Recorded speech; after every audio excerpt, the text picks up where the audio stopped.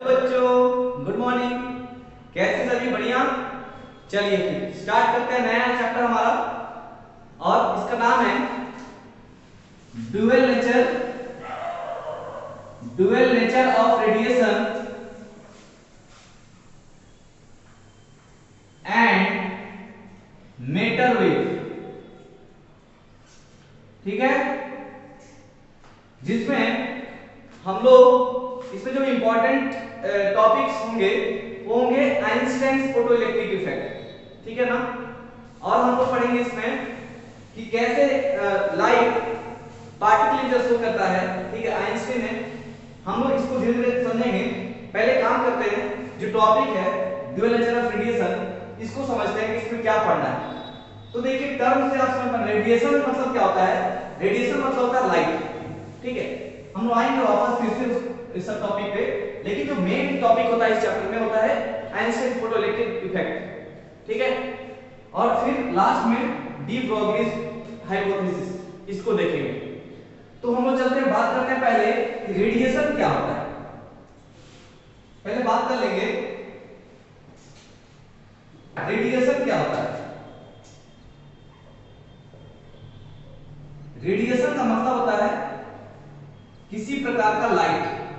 ठीक है, अगर कहीं से भी किसी प्रकार का लाइट अगर निकल रहा है तो उसको हम रेडिएशन के रूप में लेते हैं। और लाइट क्या है? EMW, electro magnetic wave. ठीक है, जानते हैं ना इलेक्ट्रोमैग्नेटिक वेव्स होता है लाइट। चलिए, अब इसमें इलेक्ट्रोमैग्नेटिक वेव्स भी जानते हैं आप लोग, टू टाइप्स होते हैं। इसमें एक आएगा विजिबल विजन में कुछ रे आते हैं। ठीक है, ऐसे इलेक्ट्रोमैग्नेटिक वेव्स जब चैप्टर हम देखेंगे उसमें एक रेंज होता है। ठीक है, एक विजिबल रेंज होता है, एक इनविजिबल रेंज होता है। और विजिबल में तो सिर्फ वही वीडियो ही आता है, बाकी जितनी भी रे होती है ना, जितने भी वेव्स होते हैं वो इनविजिबल रीजन आते हैं। तो हम उसको दो कैटेगरी में कैटेगराइज करते हैं। ईएमडब्ल्यू को दो कैटेगरी में बांटते हैं, एक होता है विजिबल, एक होता है इनविजिबल। ठीक है, तो रेडिएशन मतलब होता है लाइट मतलब इलेक्ट्रोमैग्नेटिक वेव्स, और उसके दो कैटेगरी होते हैं, विजिबल एंड इनविजिबल। ठीक है, कुछ लाइट कुछ रेडिएशन ऐसे होंगे जो आपके आंखों से दिखाई नहीं देंगे, कुछ ऐसे रेडिएशन होंगे जो आपको आंखों से दिखाई नहीं पड़ेंगे। ठीक है, चलिए उसके बाद इसमें आप देखिए एक और वर्ड है ड्यूअल नेचर। तो ड्यूअल नेचर मतलब क्या होता है, इसमें आप वर्ड में इसका मतलब छुपा है। ड्यूअल मतलब होता है दो, है ना। तो ड्यूअल नेचर मतलब लाइट का जो हमारा रेडिएशन जो होता है या फिर लाइट जो होता है उसके पास दो नेचर होते हैं, दो कैरेक्टरिस्टिक्स होते हैं। ठीक है, एक हमने ऑलरेडी आपको बता रखा था कि जब हम लोग रिफ्लेक्शन पढ़े थे फेनोमेना। ठीक है, तो उसमें आपको बताया गया था कि पार्टिकल को करता लाइट। देन फिर जब हम लोग बात करने लगे थे इंटरफेरेंस, डिफ्रैक्शन, ठीक है, पोलराइजेशन, इन सभी के बारे में जब हमने बताया था आपको, तो हमने कहा था कि उस समय साइंटिस्ट, हमने एक आपको बात बताया था हिस्ट्री में क्या हुआ था, पास्ट में क्या हुआ था। पहले लोग बोलते थे कि नहीं, लाइट हमारा क्या है, पार्टिकल का है।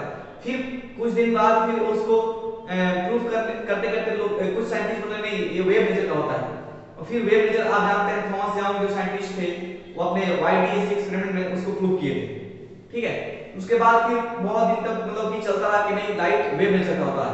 ठीक है, लेकिन फिर उसका आइंस्टीन जब अपना एक एक्सपेरिमेंट लेकर आए जिसका नाम है आइंस्टीन फोटोइलेक्ट्रिक इफेक्ट, उसमें क्या देखा गया कि लाइट ना पार्टिकल शो कर रहा था, लाइट हमारा पार्टिकल शो कर रहा था।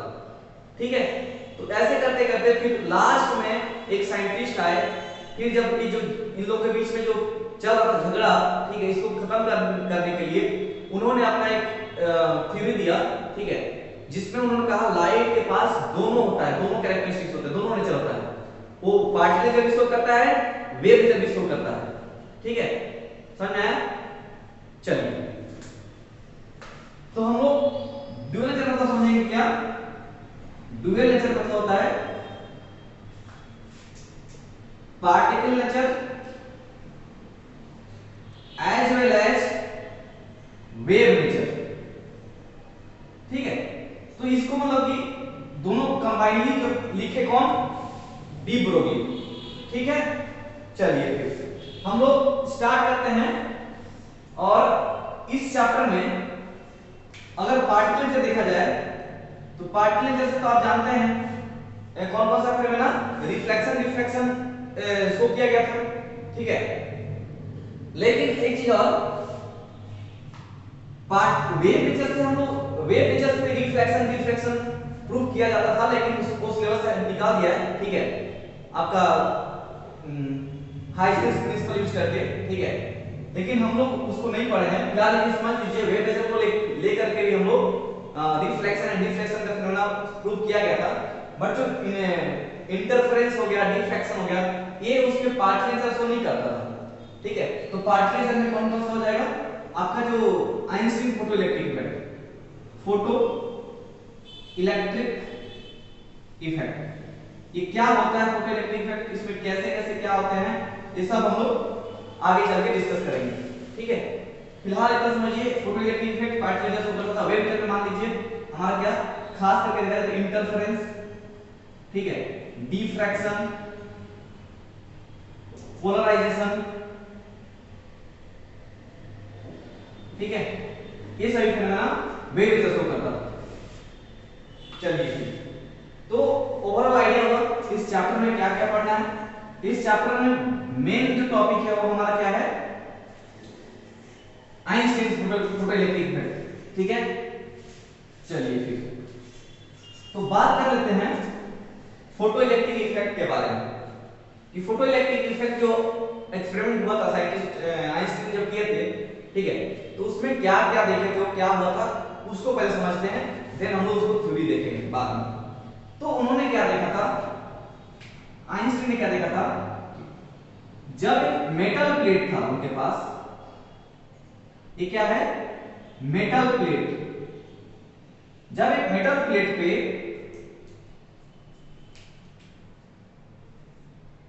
लाइट या फिर रेडिएशन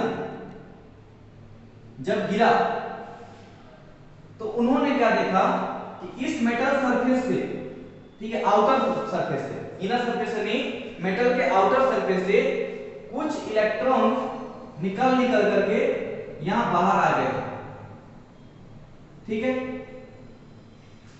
ये आइंस्टीन ने अपने एक्सपेरिमेंट में देखा था। उनका एक सेटअप होता है, उसको भी देखेंगे, बट फिलहाल उनके हम बात कर रहे हैं उस एक्सपेरिमेंट में क्या उन्होंने ऑब्जर्व किया था। उन्होंने क्या देखा था कि जब एक लाइट, ठीक है, जब एक लाइट या फिर रेडिएशन किसी मेटल प्लेट सरफेस पे गिरता है, ठीक है, तो उस मेटल सरफेस के ऊपरी हिस्सों से, ठीक है, आउटर सरफेस से इलेक्ट्रॉन निकल करके बाहर आता है और फ्री हो जाता है। ठीक है, लेकिन इसमें भी क्या था, उसमें कुछ कंडीशंस अप्लाई थे। ठीक है, कंडीशन क्या था, अब देखिए पहले तो बता दें कि उन्होंने लाइट को जैसे मान लीजिए अगर कि मैं रे से रिप्रेजेंट कर रहा हूं एक लाइट को, एक लाइट का रे है समझिए। ठीक है, तो इसमें ये छोटे छोटे जितने भी आपको दिख रहे हैं ना, अब लाइट को छोटा छोटा पार्टिकल मान करके समझा गया, मतलब कि देखा गया कि जो लाइट अपना है ना वो कॉम्बिनेशन ऑफ स्मॉल पार्टिकल्स है। और एक्चुअली पार्टिकल्स नहीं बोला गया उसको, हर एक पार्टिकल को क्या बोला गया, फोटोन। ठीक है, ये जितने भी पार्टिकल्स आपको यहां दिख रहे हैं ना, लाइट के अंदर छोटा छोटा पार्टिकल माना गया और उन सभी एक्चुअली उसको पार्टिकल बोला गया, एक नया नाम दिया गया फोटोन। ठीक है, और फोटोन क्या होता है, एक स्मॉल पॉकेट ऑफ एनर्जी है, स्मॉल पैकेट ऑफ एनर्जी, जिसको कि क्वांटा भी बोला गया। ठीक है, इस तरीके से इसका कुछ आप इस तरीके से समझ सकते हैं लाइट को। लाइट जो हमारा आइंस्टीन थे जो फोटो इलेक्ट्रिक इफेक्ट जब वो क्या होता है एक्सपेरिमेंट किए थे फोटो इलेक्ट्रिक इफेक्ट का, तो देखिए फोटो मतलब ही होता है लाइट। ठीक है, फोटो मतलब ही होता है लाइट, फोटो इलेक्ट्रिक इफेक्ट। तो अभी आएंगे उसके इलेक्ट्रिक इफेक्ट पे। वो एक्चुअली छोटा सा एक सर्किट करके थे जिसमें कि वो करंट का भी एक सर्किट ड्रॉ करके वो करंट फ्लो कराए थे, इसलिए उसका नाम ही पड़ा फोटो इलेक्ट्रिक इफेक्ट। मतलब लाइट के इफेक्ट से हमारा क्या होगा, करंट डेवलप होता था। ठीक है, तो उस पे आएंगे बाद में, बट इतना समझिए फोटो मतलब होता है लाइट, और लाइट के अंदर जो छोटे-छोटे जो एक-एक पार्टिकल होते हैं उसको फोटोन बोला गया। और हर एक फोटोन जो जो छोटे-छोटे आपको दिख रहे हैं यहाँ पे मैंने ड्रॉ किया है, वो हर एक फोटोन के पास एक एनर्जी होता है। ठीक है, और उसको पैकेट ऑफ एनर्जी के रूप में देखा गया, स्मॉल पैकेट ऑफ एनर्जी, मतलब हर एक फोटोन के पास स्मॉल पैकेट ऑफ एनर्जी। ठीक है, और जिसका नाम क्वांटा भी रखा गया। ठीक है, तो इस तरीके से फोटोन बोलिए या फिर स्मॉल पैकेट ऑफ एनर्जी बोलिए या फिर क्वांटा बोलिए, तीनों बात सेम है। तो लाइट के अंदर क्या होता है आप समझ में आ गया, आपको क्लियर हो गया ना?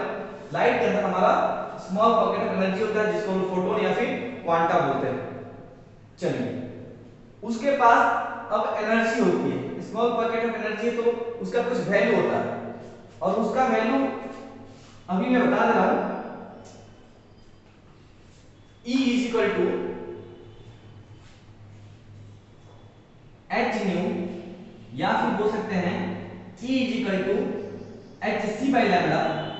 और आपको c और लैम्डा में रिलेशन पता है ना, आपको याद होगा कि c is equal to होता है lambda by t, velocity is equal to distance by time wave के इक्वेशन के लिए।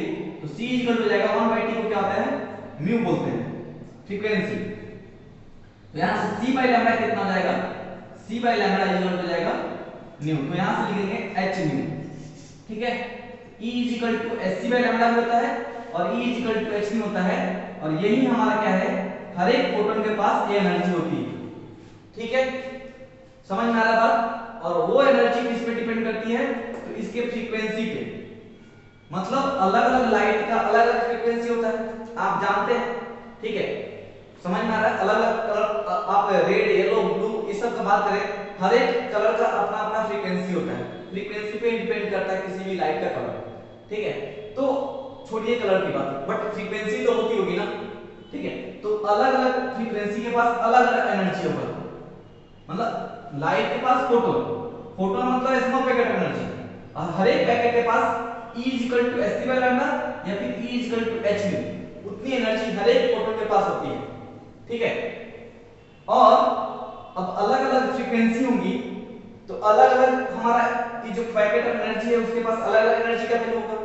ठीक है, बट इतना है कंफर्म कि हर एक एटम, हर एक लाइट में छोटे-छोटे जो पार्टिकल फोटोन होते हैं उनके पास एनर्जी होती है, ये तो बात कंफर्म है।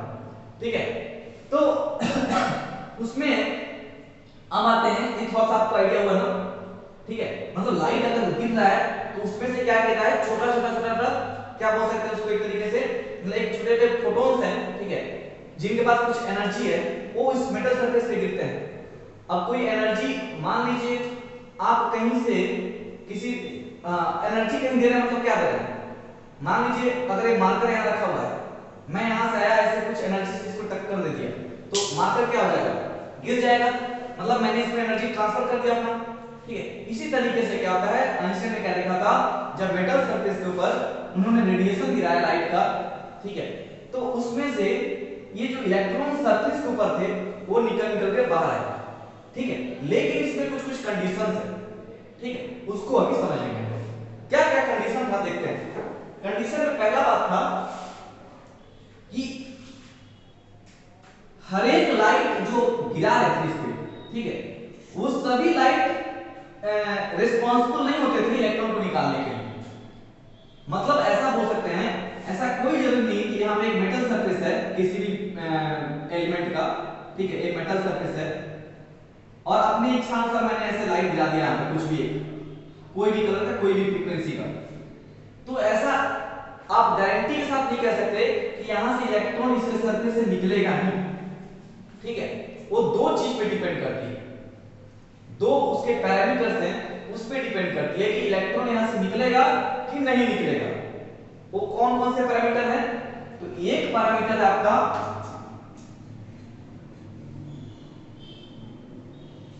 थ्रेशोल्ड फ्रीक्वेंसी, ठीक है, दूसरा पैरामीटर है वर्क फंक्शन। ये दो पैरामीटर पे डिपेंड करता है कि वो इलेक्ट्रॉन यहां से लाइट कैपेबल है कि नहीं है निकालने के लिए। समझ में आ रहा बात?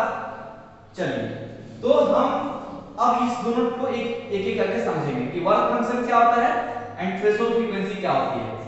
ठीक है, चलिए फिर अब अगर मैं बात करूं थ्रेशोल्ड फ्रीक्वेंसी की ना, तो थ्रेशोल्ड फ्रीक्वेंसी रिलेटेड है लाइट के लाइट से मतलब या फिर रेडिएशन से। थ्रेशोल्ड फ्रीक्वेंसी जो टर्म है वो आपके लाइट या फिर रेडिएशन बोलिए, जिससे बोल दीजिए, दोनों बात सेम है, उस चीज से रिलेटेड है। और जो वर्क फंक्शन है वो आपके मेटल सरफेस से रिलेटेड होता है। क्या होता है तो हम देखेंगे, बट इतना आप याद रखेंगे इस बात को कि जो थ्रेशोल्ड फ्रीक्वेंसी होती है, ऑब्वियसली बात है फ्रीक्वेंसी टर्म आई है तो मेटल में फ्रीक्वेंसी तो कुछ होता नहीं। अब तो यहाँ साउंड हम लोग पढ़ नहीं रहे, साउंड वेव पढ़ नहीं रहे, यहाँ उसमें वाइब्रेशन आएगा। फिलहाल तो लाइट की रहने से वाइब्रेशन तो नहीं आएगा ना। तो फिलहाल इतना समझ सकते हैं वर्क फंक्शन हमारा किससे रिलेटेड होगा, मेटल सरफेस से, एंड थ्रेशोल्ड फ्रीक्वेंसी किससे रिलेटेड होगी हमारी, तो हमारे लाइट से रिलेटेड होगी। ठीक है, अब चलते हैं बात करते हैं क्या होती है थ्रेशोल्ड फ्रीक्वेंसी। चलिए, जैसे मैंने आपको अभी बताया कि लाइट एक छोटे छोटे प्रोटॉन से मिलकर बना है और हर एक प्रोटॉन के पास हमारा क्या होता है, स्मॉल पैकेट ऑफ एनर्जी होता है। हर एक प्रोटॉन एक स्मॉल पैकेट ऑफ एनर्जी है जिसको क्वांटा बोलते हैं। ठीक है, तो अब ये जो सरफेस पे गिर रहा है, ये लाइट जो सरफेस पे गिर रहा है, चलिए पहले हम इसको थ्रेशोल्ड समझ पहले वर्क फंक्शन करते हैं, वर्क फंक्शन बताते हैं। अब कोई भी मेटल सरफेस है, कोई भी मेटल है, तो मेटल के अंदर क्या होता है, एटम्स, एटम्स के अंदर क्या होता है, न्यूक्लियस, न्यूक्लियस के अराउंड क्या होता है, डिफरेंट ऑर्बिट, उसी ऑर्बिट में इलेक्ट्रॉन घूमते हैं। ये तो आप जानते हैं ना सब, ये तो कोई नई बात नहीं, मैंने नहीं बता दिया आप लोगों को। ठीक है, तो अब आप समझ सकते हैं ऐसे बहुत सारे एटम्स होते हैं किसी भी मेटल सरफेस में। ठीक है, किसी भी मेटल में बहुत सारे एटम्स होते हैं, उसके बहुत सारे न्यूक्लियस होंगे। ठीक है, और ये इलेक्ट्रॉन इसी ऑर्बिट में घूमते हैं, किस वजह से, तो इसके अट्रैक्टिंग फोर्स की वजह से। न्यूक्लियस उनको अपने ओर खींच के रखता है, इसलिए वो उस ऑर्बिट में, फिक्स ऑर्बिट में घूमते रहते हैं। अगर हमें इस इलेक्ट्रॉन को बाहर निकालना होता है, सपोज हमें इसको बाहर निकालना है, तो हमें क्या करना पड़ेगा, हमें इस एटम में एनर्जी देनी पड़ती है। केमिस्ट्री में इतना बेसिक नॉलेज आप जानते होंगे केमिस्ट्री से, कि जब हमें इस इलेक्ट्रॉन को इस आउटर सरफेस से निकाल कर बाहर फ्री कर देना होता है, तो हमें क्या देना होता है, एनर्जी देनी होती है।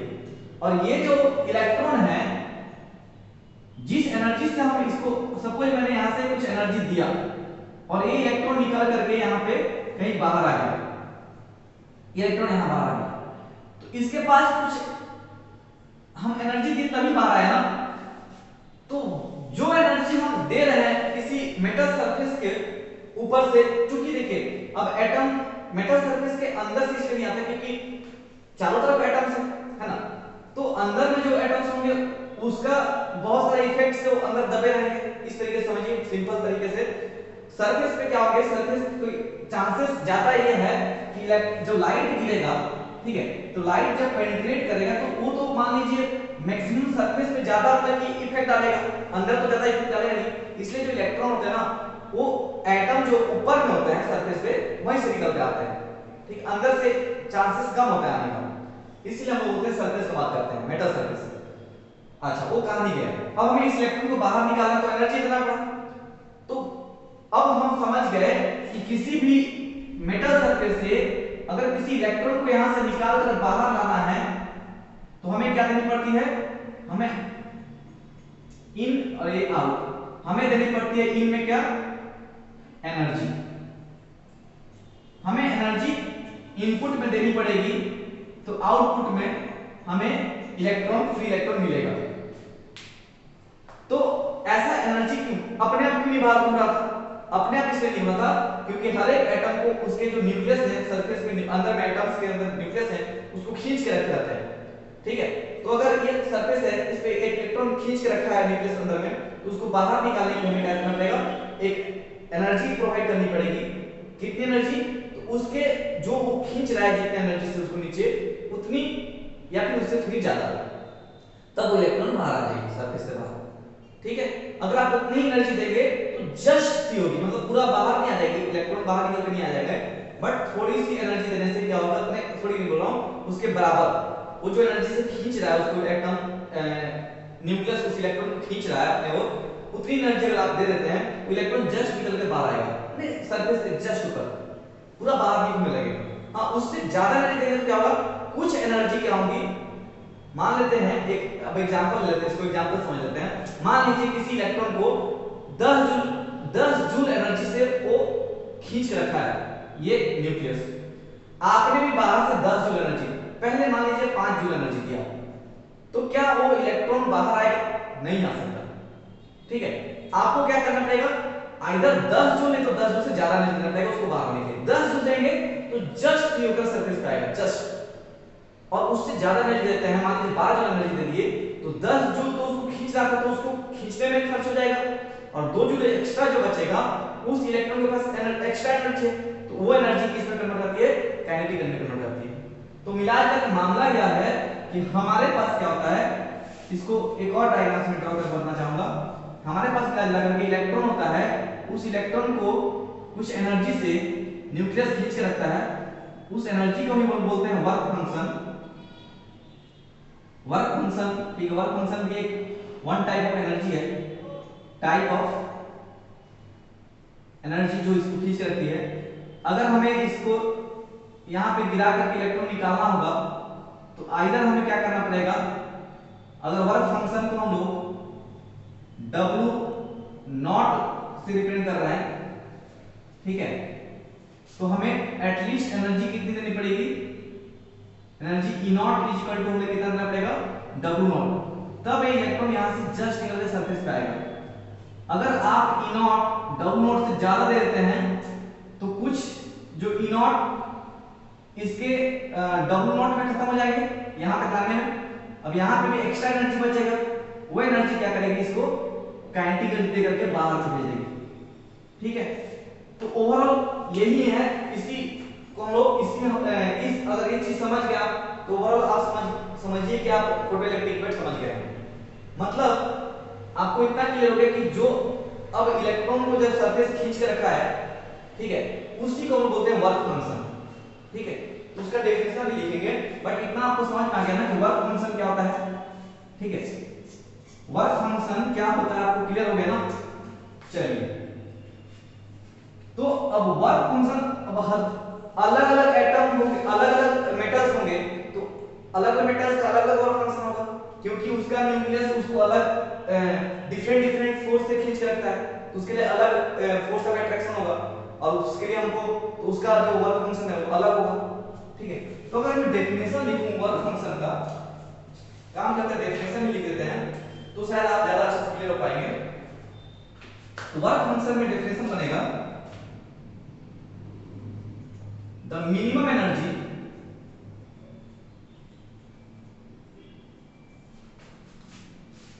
required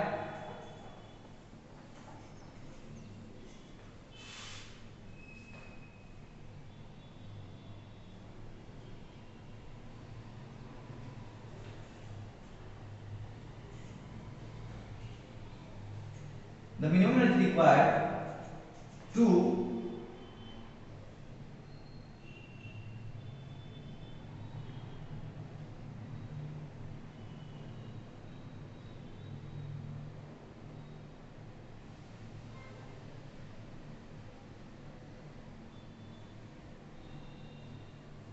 remove an electron from metal surface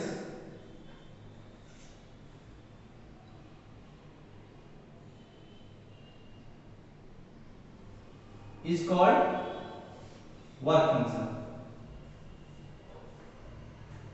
ठीक है, minimum energy required to remove an electron from metal surface is called work function. मतलब कि जो मिनिमम एनर्जी हमें जो देनी पड़ेगी इलेक्ट्रॉन को निकालने के लिए, ठीक है, उसी को हम लोग क्या बोलते हैं, वर्क फंक्शन बोलते हैं। अब डिफरेंट डिफरेंट एटम्स का डिफरेंट डिफरेंट मेटल का डिफरेंट डिफरेंट वर्क फंक्शन होता है, ठीक है।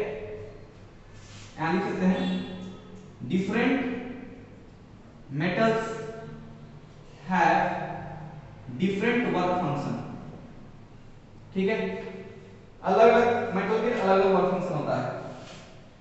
चलिए अब आते हैं, अब समझते हैं थ्रेशोल्ड फ्रीक्वेंसी। अब दोनों को एक साथ लेकर समझेंगे, threshold frequency and work function दोनों एक साथ लेंगे। मान लेते हैं, एक एग्जांपल लेकर समझाऊंगा इसको। मान लेते हैं आपको एक मेटल सरफेस दिया गया है, किसी भी नाम का है, मान लेते हैं मेटल सरफेस m है, जिसके पास कुछ वर्क फंक्शन है, कितना, W, ठीक है, W उसका वर्क फंक्शन है, ठीक है। अच्छा, तो अब मान लेते हैं ये जो W है, इसका न्यूमेरिकल रूल लेते हैं कुछ, मान लेते हैं वही 10 जूल। ये 10 जूल से इलेक्ट्रॉन को खींच के रख रहा है, मतलब उल्टा ही बोल सकते हैं कि अगर 10 जूल दे देंगे आप इस मेटल सरफेस पे, ठीक है, किसी भी तरीके से, तो वो इलेक्ट्रॉन फ्री हो जाएंगे, मेटल सरफेस से बाहर आएंगे, मतलब सब बाहर निकल जाएंगे, ठीक है। चलिए, तो हम क्या कर रहे हैं, अब लाइट, हम जानते हैं लाइट का हर एक छोटा सा पार्टिकल जो होता है उसको फोटोन बोलते हैं, उसका स्मॉल पॉकेट एनर्जी होता है। तो वो अगर मान लीजिए यहाँ पे आप गिराते हैं, यहाँ पे आपने लाइट गिराया, ठीक है, तो हर एक लाइट में छोटा छोटा जो फोटोन्स होते हैं उनके पास पॉकेट एनर्जी होता है। ये हमारा फोटोन है, या फिर क्वांटा, या फिर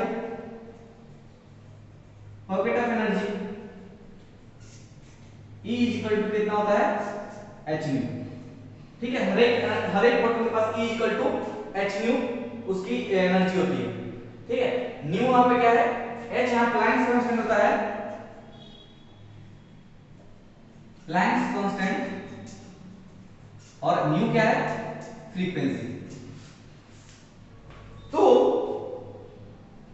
E तो h तो कांस्टेंट है, तो जो भी एनर्जी, जो रेडिएशन यहाँ हम गिरा रहे हैं लाइट, ठीक है, जो भी लाइट गिरा रहे हैं हम यहाँ पे, उसकी एनर्जी, उस फोटोन की एनर्जी किस पे डिपेंड करेगी, तो उसके फ्रीक्वेंसी पे डिपेंड करेगी कि उसकी फ्रीक्वेंसी कितनी, ठीक है। ज्यादा फ्रीक्वेंसी होगा तो ज्यादा एनर्जी होगा, लेकिन इतना हमको मेंटेन करना पड़ेगा कि अगर हमने सपोज कुछ nu is equal to something लिया है, फ्रीक्वेंसी इज इक्वल टू मान लेते हैं, फ्रीक्वेंसी इज इक्वल टू आपने प्रोवाइड किया सपोज न्यू1, उसके करस्पॉन्डिंग एनर्जी कितना आया, E1 is equal to h nu one, ठीक है। आपने फ्रीक्वेंसी जो प्रोवाइड किया है लाइट के थ्रू, उसकी फ्रीक्वेंसी लाइट की कितनी है, न्यू1 है, तो उसके करस्पॉन्डिंग एनर्जी कितनी होगी, E1 is equal to h nu one, ठीक है। अब इस इलेक्ट्रॉन का अगर मेटल सरफेस से बाहर लाना है, इसके सरफेस से इलेक्ट्रॉन को यहां पे लाना है, ठीक है, सरफेस के बाहर, तो हमें एटलीस्ट कितनी जूल एनर्जी देनी पड़ेगी, E1 is equal to at least कितना होना पड़ेगा, एटलीस्ट 10 जूल होना पड़ेगा, ठीक है। तभी जाकर के electron will come out of the surface. Otherwise अगर आप E1 लेस देन 10 जूल लगा रहे हैं, then no electron will come out of the surface, ठीक है। ये दो कहानी आपको क्लियर हो गई, ठीक है। तो जिसके करस्पॉन्डिंग E1 का वैल्यू 10 हो जाता है ना, मतलब कि इसके वर्क फंक्शन के बराबर जाएगा, ठीक है, उस फ्रीक्वेंसी को ऐसा लिखते हैं, द फ्रीक्वेंसी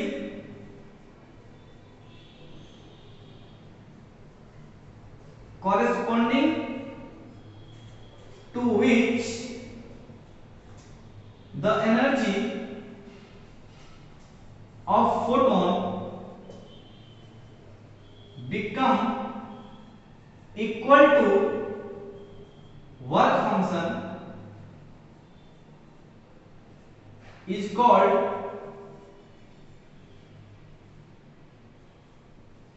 threshold frequency। और इसको थ्रेशोल्ड फ्रीक्वेंसी को न्यू नॉट से रिप्रेजेंट करते हैं। ठीक है, वर्क फंक्शन को भी डब्ल्यू नॉट से किया जाता है। तो हम इतना समझ गए कि जो फ्रीक्वेंसी रिस्पांसिबल होगी इस एनर्जी को इसके बराबर लाने के लिए, वर्क फंक्शन के बराबर लाने के लिए, उसके करस्पॉन्डिंग जो हमारा फ्रीक्वेंसी होगा उसी को लोग थ्रेशोल्ड फ्रीक्वेंसी बोलते हैं। ठीक है, ये डेफिनेशन नहीं है, बस थ्रेशोल्ड फ्रीक्वेंसी किसको बोलते हैं उसको समझने का। ये डेफिनेशन नहीं, इसको डेफिनेशन नहीं लिखेंगे लोग, बट इतना समझ आना चाहिए कि अगर मैं E h न्यू लिख रहा हूं, h न्यू नॉट सॉरी, तो ये हम कह सकते हैं थ्रेशोल्ड फ्रीक्वेंसी कब, जब ये वर्क फंक्शन के बराबर हो जाएगा, मतलब एनर्जी जो हमारी होगी वो वर्क फंक्शन के बराबर होनी चाहिए, तब उसके करस्पॉन्डिंग जो V नॉट होगा उसी को हम लोग थ्रेशोल्ड फ्रीक्वेंसी बोलते हैं। तो थ्रेशोल्ड फ्रीक्वेंसी एक्चुअली क्या होती है, वह मिनिमम फ्रीक्वेंसी, लाइट की वह मिनिमम फ्रीक्वेंसी जो किसी मेटल सरफेस पे अगर गिरे, ठीक है, हाँ किसी मेटल सरफेस पे गिरे तो वहां से वो इलेक्ट्रॉन को बाहर निकाल सके, उसी को थ्रेशोल्ड फ्रीक्वेंसी बोलते हैं। ठीक है, वो एक डेफिनेशन है। तो थ्रेशोल्ड फ्रीक्वेंसी क्या है समझ में आ गया, वर्क फंक्शन क्या है समझ में आ गया। चलिए, वर्क फंक्शन है minimum energy with which electron minimum energy required to bring an electron out from the metal surface. ठीक है, bring an electron out from the metal surface is called work function. ठीक है, और इतना समझ सकते हैं अगर कोई 10 न्यूटन से खींच के रखा है आपको, तो आपको एटलीस्ट उससे फ्री होने के लिए 10 न्यूटन से थोड़ा ज्यादा या फिर लगभग, मतलब समझ सकते हैं ना, 10 न्यूटन अगर आप देंगे तो उसके बराबर हो जाएंगे, तब वो जो बॉडी पे लग रहा है वो कहीं ना ऊपर जाएगा नीचे आएगा, लेकिन फिर भी 10.001 दे देंगे तो थोड़ा सा ऊपर ऊपर जाएगा, लेकिन उस समय हम 10 और 10.001 को लगभग बराबर मान लेते हैं। तो कहानी कुछ ऐसी ही यहाँ पे, वर्क फंक्शन जो न्यूक्लियस इस इलेक्ट्रॉन को खींच के रखा है उसी को वर्क फंक्शन बोलते हैं। तो वर्क फंक्शन को हम ऐसे भी डिफाइन करते हैं कि जितना एनर्जी दे दे निकालने के लिए उसी से ना खींच के रखा होगा उसी का वर्क फंक्शन बोलेंगे। समझ में आया? और उस पार्टिकुलर वर्क फंक्शन अलग-अलग वर्क मेटल पे अलग-अलग वर्क फंक्शन होता है, क्योंकि न्यूक्लियस को खींच रखेगा अलग-अलग इलेक्ट्रॉन को अलग-अलग एनर्जी से खींच रखेगा। ठीक है, अब उस इलेक्ट्रॉन को निकालने के लिए जो हमें एनर्जी देनी पड़ेगी या फिर जो लाइट बनाना पड़ेगा जिसका फ्रीक्वेंसी होगा मिनिमम एटलीस्ट उसके एनर्जी के बराबर आ जाए, वो कहलाता है थ्रेशोल्ड फ्रीक्वेंसी। ठीक है, तो डेफिनेशन लिखता हूं, काम करता हूं आपके लिए, मैं डेफिनेशन लिखता हूं। डेफिनेशन क्या होगा थ्रेशोल्ड फ्रीक्वेंसी का, इधर मिटा देते पहले, यहीं पे नहीं, यहाँ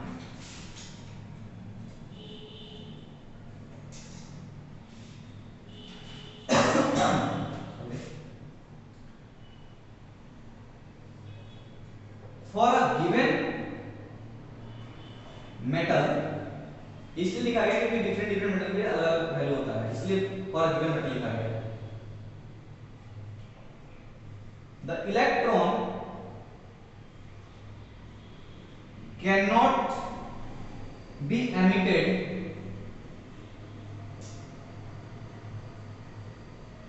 from metal surface, from the metal surface by the incidence of any light। मतलब कहने का यह लाइन, इस लाइन में क्या बोल रहा है कि हम कह रहे हैं किसी भी मेटल के लिए, ठीक है, इलेक्ट्रॉन बाहर निकालने के लिए या फिर एमिट करने के लिए कोई भी लाइट अगर आप गिरा दें, कोई भी इंसिडेंट करा दें कोई भी लाइट को, तो जरूर नहीं वो बाहर आ जाएगी। ठीक है, तो कब बाहर आएगी,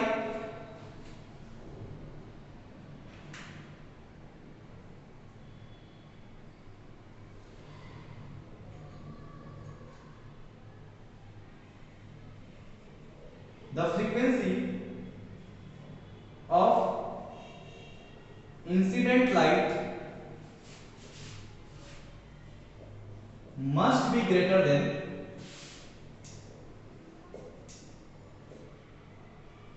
or equal to certain frequency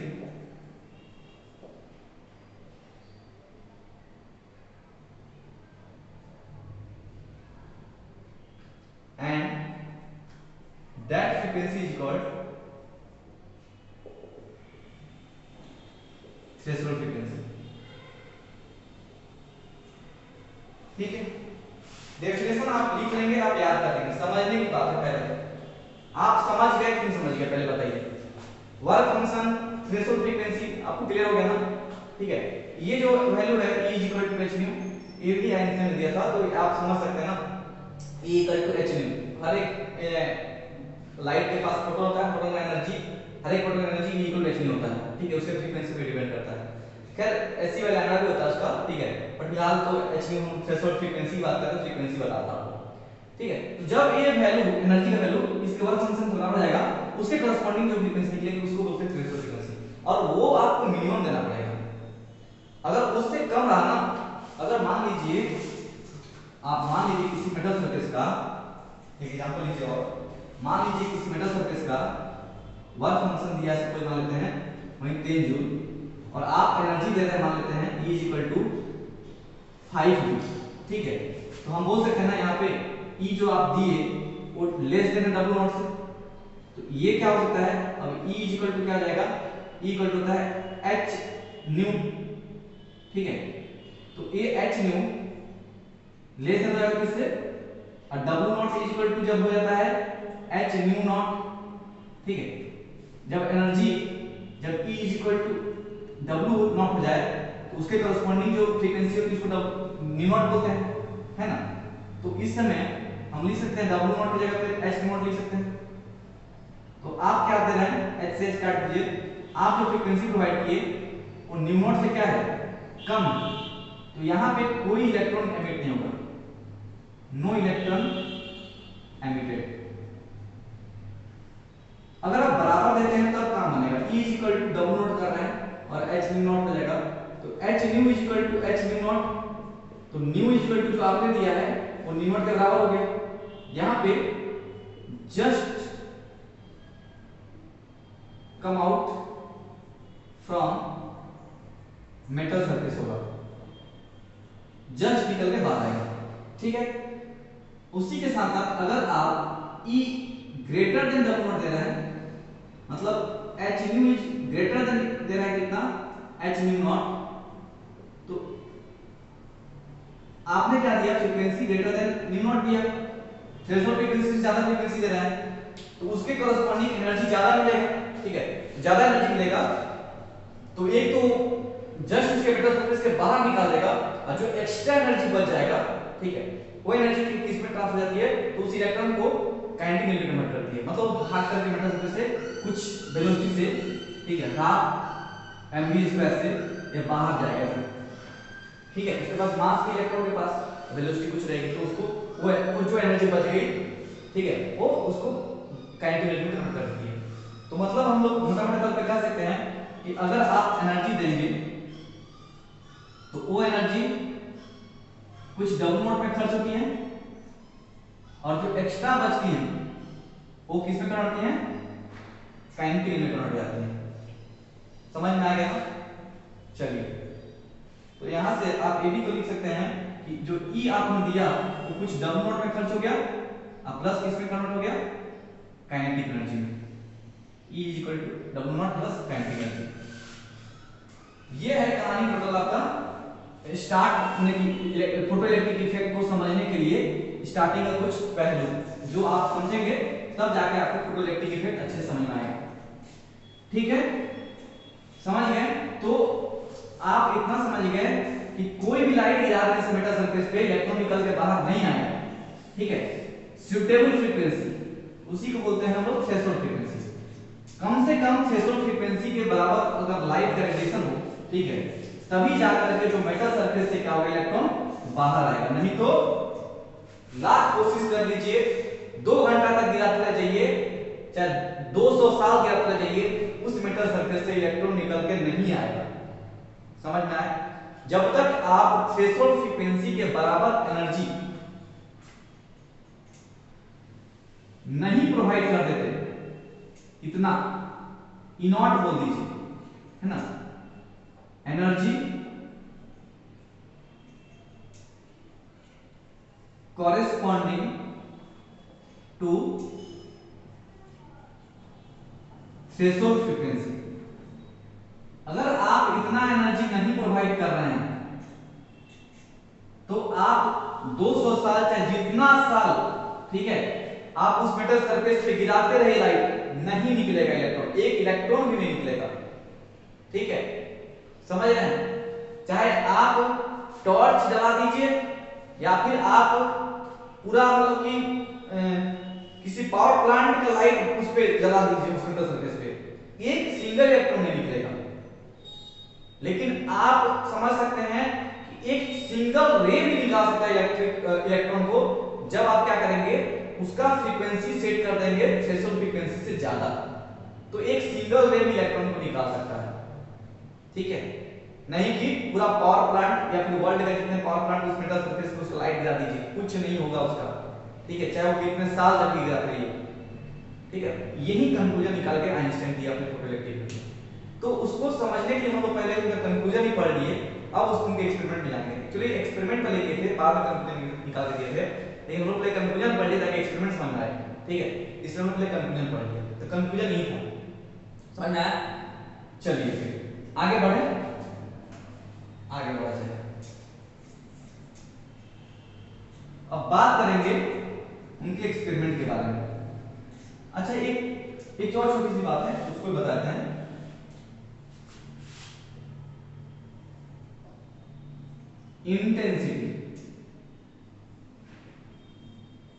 intensity से आप क्या समझते हैं? इंटेंसिटी से समझते हैं आप, अच्छा मान लीजिए आपका कहीं नंबर ऑफ रेज 5 गिर रहा है किसी जगह पे, कि कोई प्लेट है, और उसी सेम प्लेट पे नंबर ऑफ रेज मान लेते हैं उसी एरिया पे ऐसे कुछ 10 नंबर ऑफ रेज गिर रहे हैं, तो इंटेंसिटी कहां ज्यादा दिखेगा आपको? जहां पे ये जिसका संख्या ज्यादा होगा। ठीक है, तो आप समझ सकते हैं कि जो इंटेंसिटी है, अगर ज्यादा रे गिराएंगे किसी जगह पे तो ज्यादा इंटेंसिटी होगा। ठीक है, बट ज्यादा एनर्जी के लिए क्या चाहिए? ज्यादा न्यूटन। ठीक है, जितना आप न्यूटन बढ़ाएंगे उतना आप एनर्जी बढ़ाएंगे। इंटेंसिटी आप पहले ही जानते थे कि एम्पलीट्यूड के स्क्वायर पे डिपेंड करता है। ठीक है, जितना ज्यादा एम्पलीट्यूड होगा उस वेव का, उस लाइट का, उतनी इंटेंसिटी ज्यादा होगा। या फिर आप नंबर ऑफ रेज के हिसाब से भी देख सकते हैं, ज्यादा रेज गिराएंगे तो ज्यादा इंटेंसिटी आएगा, कम रे गिराएंगे कम इंटेंसिटी आएगा। आप इसी ऐसे समझिए, 5 अगर रे गिराएंगे तो वहां इंटेंसिटी कम है। ठीक है, I at 5 is less than I at 10, intensity at 10, या फिर उल्टा 10 ज्यादा है 5 से, तो ज्यादा रे गिराएंगे तो ज्यादा इंटेंसिटी, कम रे गिराएंगे तो कम इंटेंसिटी। ठीक है, तो अब कुछ बात और पूछ लेते हैं आप लोगों से। ये सब अगर आप समझ गए ना, ये सब बेसिक चीज अगर समझ गए तो आइंस्टाइन फोटोइलेक्ट्रिक इफेक्ट में कुछ भी ऐसा कुछ है ही नहीं, मतलब समझने के लिए बस यही चीज है जो आपको परेशान कर सकता है, यही सब चीज समझना है। अब फिर से वही चीज है, मान लेते हैं मेटल सरफेस है, ठीक है, और जो आप इंसिडेंस कर रहे हैं लाइट यहाँ पे, उसकी frequency less than new not है। अब ले आप एकदम गिरा रहे हैं, लो सर इतना गिरा दूंगा मैं लाइट में, पूरा ब्रह्मांड का लाइट यहाँ गिराऊंगा मैं। ठीक है, कुछ ना होगा, एक सिंगल इलेक्ट्रॉन भी ना निकलेगा इधर। ठीक है, आप लाख इंटेंसिटी बढ़ाते जाओ, नंबर ऑफ रेज गिराते जाओ, तो मैं बता ही दिया था, बट फिर से उसको समझा रहा हूं, लाख इंटेंसिटी बढ़ाते रहिए। ठीक है, और उसका उस करस्पॉन्डिंग लाइट का अगर न्यू थ्रेशोल्ड फ्रीक्वेंसी से, न्यू नॉट से कम है, तो आप कितना भी माथा पटक लें, कुछ भी कर लें, एक इलेक्ट्रॉन नहीं निकाल पाएंगे। ठीक है, तो इंटेंसिटी का बढ़ाना गारंटी नहीं देता है कि वहां से इलेक्ट्रॉन निकाल सके। ठीक है, अच्छा इसी के करस्पॉन्ड, इसी के अपोजिट साइड अगर हम लोग उसी मेटल सरफेस पे, ठीक है, मान लेते हैं फिर से उतना ही रे गिरा रहे हैं, बहुत सारा रे। ठीक है, अच्छा पहले बहुत कम रे गिरा रहे हैं, बहुत पहले कम रे गिरा रहे हैं, इसका frequency greater than new not है। ठीक है, ग्रेटर देन या फिर इक्वल टू, जो भी बोल दीजिए। अब ये कैपेबल है इलेक्ट्रॉन को निकाल के यहां कुछ बाहर में भी भेज देते हैं, कुछ बाहर भी निकाल, क्योंकि ज्यादा भी है कम भी। ठीक, तो मान लेते हैं आप 1 2 3 4 5 रे गिराए, ठीक है, 5 रे आपने गिराया। और एक समझने के लिए मैं बता रहा हूं, मान लेते हैं 5 इलेक्ट्रॉन पर सेकंड ये निकाल के दे रहा है, मैंने हर एक सेकंड में 5 रे है तो 5 इलेक्ट्रॉन निकाल रहे हैं हर एक सेकंड में, ठीक है। इसमें क्या था, इसमें मान लेते हैं 20 या फिर 30 जो भी रे थे उसकी फ्रीक्वेंसी कम थी तो एक भी इलेक्ट्रॉन नहीं निकाल रहा था। इसी के परे अगर हम लोग क्या करें, ऐसा करें कि एक तो हम लोग बहुत ज्यादा इंटेंसिटी गिराएं मेटल सरफेस पे, बहुत ज्यादा इंटेंसिटी गिराएं और साथ साथ में न्यू को ग्रेटर देन इक्वल टू भी रखें। तो उससे क्या होगा कि जो ये 5 इलेक्ट्रॉन पर सेकंड निकल रहा है ना, अब यहाँ इंटेंसिटी और ज्यादा है इससे, तो यहाँ पे मैंने एक समझने के लिए मान लेते हैं 1 2 3 4 5 6 7 8 9 10 11 12 13 14 15 मैंने हर एक इलेक्ट्रॉन एक सेकंड में एक इलेक्ट्रॉन, हर एक रे एक सेकंड में एक इलेक्ट्रॉन निकाल रहा है, तो 15 रे गिरा है, इंटेंसिटी उसकी ज्यादा होगी इससे, तो 15 इलेक्ट्रॉन यहाँ पे पर सेकंड निकल रहा है। तो क्या समझ रहे हैं, अगर इंटेंसिटी ज्यादा हो, अब 600 फ्रीक्वेंसी के बराबर या उससे ज्यादा लाइट उसकी एनर्जी आप गिरा रहे हैं, तो वो ज्यादा इलेक्ट्रॉन निकाल कर देगा, इलेक्ट्रॉन उसमें से एमिट होगा वो ज्यादा होगा। तो 3 सिचुएशन है आपके सामने, एक सिचुएशन है जिसमें इंटेंसिटी बहुत ज्यादा है लेकिन थ्रेशोल्ड फ्रीक्वेंसी कम, एक भी इलेक्ट्रॉन है। दूसरे में क्या है, इंटेंसिटी तो कम है लेकिन थ्रेशोल्ड फ्रीक्वेंसी ज्यादा एनर्जी आप गिरा रहे हैं या फिर उसके बराबर, तो उसमें इलेक्ट्रॉन कम निकल रहा है। तीसरे सिचुएशन में क्या है कि आप एक तो इंटेंसिटी खूब ज्यादा गिरा रहे हैं, मैंने इंटेंसिटी बढ़ा दी है और साथ साथ में फ्रीक्वेंसी भी आप थ्रेशोल्ड फ्रीक्वेंसी ज्यादा रखे हैं, तो यहाँ पे जो इलेक्ट्रॉन निकलेगा तो ज्यादा निकलेगा। समझ में आ रहा है बात, क्लियर होगा ना? चलिए अब आपको उम्मीद करते हैं आइंस्टीन फोटोइलेक्ट्रिक इफेक्ट में कोई तकलीफ नहीं होगा, ठीक है। उसमें इसी चीज पे आपको घुमाया ही है और आपको बस पोटेंशियल का थोड़ा सा ज्ञान होना चाहिए जो आप पढ़ चुके हैं। पोटेंशियल, वर्क फंक्शन, चार्ज की सब का कुछ बताया गया था आपको चैप्टर नंबर 2 में, electric potential and capacitance chapter जो था उसका नॉलेज रहेगा। और इसका तीनों कंबाइन अभी जो बताया सब कुछ सभी ये सभी मिला देंगे आप, तो आप आइंस्टीन फोटोइलेक्ट्रिक को आराम से समझ सकते हैं, कोई नहीं उसमें आपको प्रॉब्लम नहीं होगा। चलिए आगे बढ़े, आइंस्टीन फोटोइलेक्ट्रिक को इफेक्ट को समझेंगे। चलिए ये है आपका आइंस्टीन फोटोइलेक्ट्रिक इफेक्ट का सेटअप, ठीक है, जिसमें आप देखिए क्या क्या है। एक होता है ट्यूब, इवापोरेटेड होता है, मतलब कि इसमें वैक्यूम बोलिए इसको, वैक्यूम ट्यूब, ठीक है, नॉन एयर मीडियम या कोई मीडियम नहीं होता है इसमें, इवापोरेटेड होता है। इसमें इस ट्यूब को ऐसे डिजाइन करते हैं, यहाँ पे कुछ एक स्पेस छोड़ते हैं जहां से इसको बोलते हैं ट्रांसपेरेंट मीडियम। ट्रांसपेरेंट मीडियम जहां पे इसको बोलते हैं जहां से लाइट एंटर कर सके, तो यहाँ पे एक ट्रांसपेरेंट मीडियम छोड़ते हैं, इधर एक सोर्स रखते हैं लाइट का, वहां से लाइट एंटर करती है, स्प्लिट कर देती है, ठीक है। एक यहाँ होता है प्लेट, इसको बोलते हैं एमिटर प्लेट, एक होता है कलेक्टर प्लेट। इसका नाम इसलिए क्योंकि यहाँ से इलेक्ट्रॉन एमिट होती हैं और इधर कलेक्ट होती हैं, ठीक है। यहाँ एक आपका स्पेशल टाइप का स्विच होता है जिसको एक्यूमुलेटर बोलते हैं, ठीक है, जो अलग अलग मतलब की जगह टाइप पे अलग अलग डायरेक्शन चेंज कर सकता है सर्किट का। उसके बाद नीचे सर्किट में आपको क्या दिखेगा, यहाँ पे एक कलेक्टर प्लेट लगा होता है, ठीक है। नीचे सर्किट पे नीचे सर्किट क्या दिखेगा, एक बैटरी होगा, ठीक है, एक की लगा होगा, एक रियोस्टेट होगा और यहाँ से एक हमारा इस सेटअप यहाँ से आएगा, वोल्टमीटर हम लोग सेट करते हैं पैरेलल में इसका रीडिंग लेने के लिए, और एक सीरीज में एमीटर जोड़ देते हैं करंट मेजरमेंट के लिए, ठीक है। तो अब देखिए ये जो इसका काम क्या है कि डिफरेंट टाइम पे अलग अलग डायरेक्शन में सर्किट को प्रोवाइड कर सकता है पोटेंशियल। देखिए अगर मान लीजिए आप इसको इससे जोड़ देंगे और इसको इससे जोड़ेंगे तो आपका ये किधर जा रहा है, ये प्लस पे है, ये माइनस पे है, तो माइनस पे है तो माइनस, ये माइनस यहाँ ट्रांसफर हो जाएगा और यहाँ से प्लस है तो प्लस इससे जोड़ करके इधर चल जाएगा, यहाँ पे आ जाएगा। समझ रहे बात, ठीक है। इसको जोड़ देना,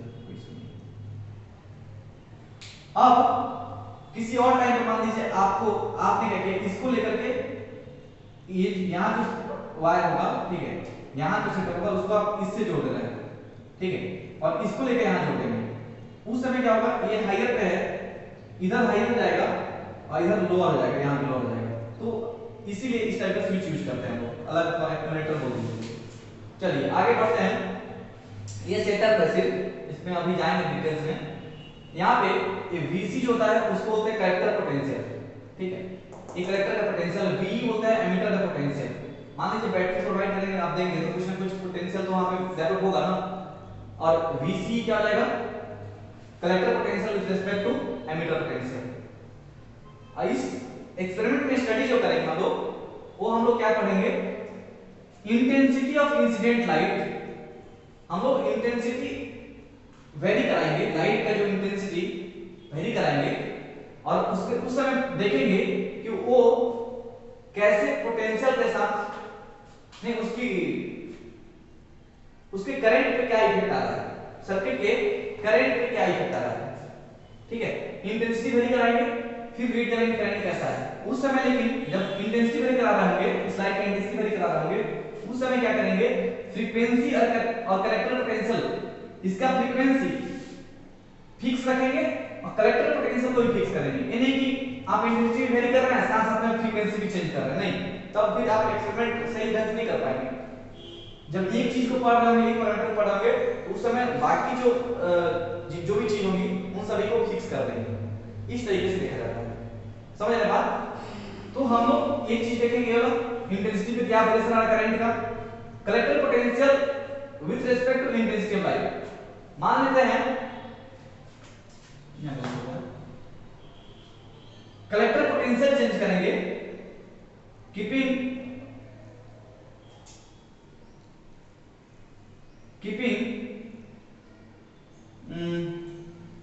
इंटेंसिटी एंड फ्रीक्वेंसी फिक्स्ड, ठीक है। जब कलेक्टर पोटेंशियल चेंज कर रहे हैं हम लोग, ठीक है, उस समय इंटेंसिटी को और फ्रीक्वेंसी को फिक्स कर देंगे लाइट का। अब तब देखेंगे करंट में क्या वेरिएशन आ रहा है। बेसिकली करंट में चर्चा होगा, बट हम लोग अलग अलग पैरामीटर के हिसाब से देखेंगे करंट में क्या वेरिएशन आ रहा है। यहां पे क्या होगा, frequency of different incident light होगा, अलग अलग लाइट का फ्रीक्वेंसी गिराएंगे, डिफरेंट फ्रीक्वेंसी होगा हमारे पास, लेकिन इंटेंसिटी फिक्स रखेंगे एंड कलेक्टर पोटेंशियल भी फिक्स रखेंगे। इसको हम देखेंगे, ठीक है। तो ये तीन चीज हम लोग को पढ़ना है इस एक्सपेरिमेंट में। तीन वेरिएशन, तीन ग्राफ आएगा, इन तीनों ग्राफ को ऑब्जर्व करना और समझना है, ठीक है। इसको हम लोग नेक्स्ट लेक्चर में देखा जाएगा। चलिए, थैंक यू।